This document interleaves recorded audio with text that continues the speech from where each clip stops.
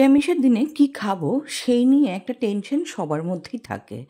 তো সেই জন্য একটা নিরামিষ আইটেম আমি বানাচ্ছি, খেতে খুব সুস্বাদু আর খুব কম উপকরণে এই রান্নাটা হয়ে যায় আর চটজলদিও হয়। তো প্রথমে আমি গরম জলে সয়াবিন সোক করে নিয়েছি, তারপর ওটাকে জল ঝরিয়ে রেখে দিলাম। অপরদিকে কড়াইতে প্রায় 3 টেবিল স্পুন সর্ষের তেল গরম করে তার মধ্যে কালো জিরে ফোড়ন দিয়ে ফোড়নটা যখন সুগন্ধ বেরোবে তখন তার মধ্যে একদম ছোট ছোট করে কেটে নিয়েছি আলু আর পেঁপে, সেটাকে দিয়ে খুব ভালো করে নাড়াচাড়া করতে থাকবো। একটু ভাজা ভাজা হলে তার মধ্যে আমি স্বাদ মতন নুন অ্যাড করব। নুনটা অ্যাড করে নাড়িয়ে চাড়িয়ে আমি এটাকে ঢাকা দিয়ে রেখে দেব সবজিটা একটু সেদ্ধ হওয়ার জন্য। যখন হালকা সেদ্ধ হয়ে আসবে তখন আমি এর মধ্যে অল্প একটু হলুদ গুঁড়ো দেব।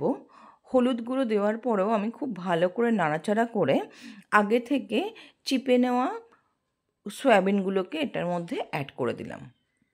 অ্যাড করে দিয়ে আবারও বেশ ভালো করে নাড়াচাড়া করে এবারে অল্প একটু জল দিয়ে এটাকে আবার নেড়ে চেড়ে ঢাকা দিয়ে রেখে দেবো 15 থেকে 20 মিনিটের জন্য, যাতে সবজিগুলো একেবারে সুসিদ্ধ হয়।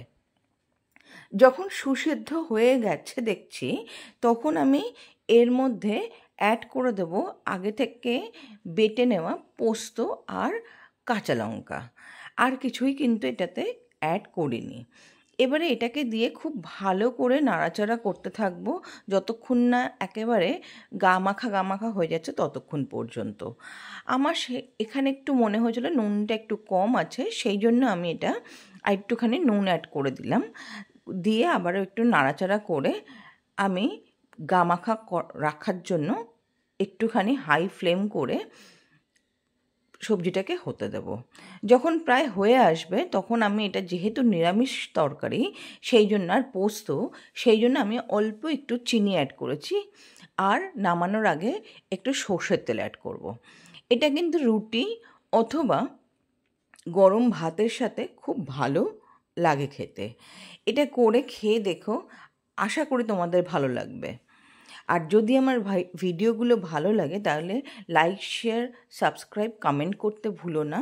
আর তোমাদের আত্মীয় স্বজন, বন্ধু, পরিবারের সাথে শেয়ার করতেও ভুলো না। যত বেশি শেয়ার করবে তত বেশি ভিডিও বানানোর একটা আগ্রহ আমার তৈরি হবে।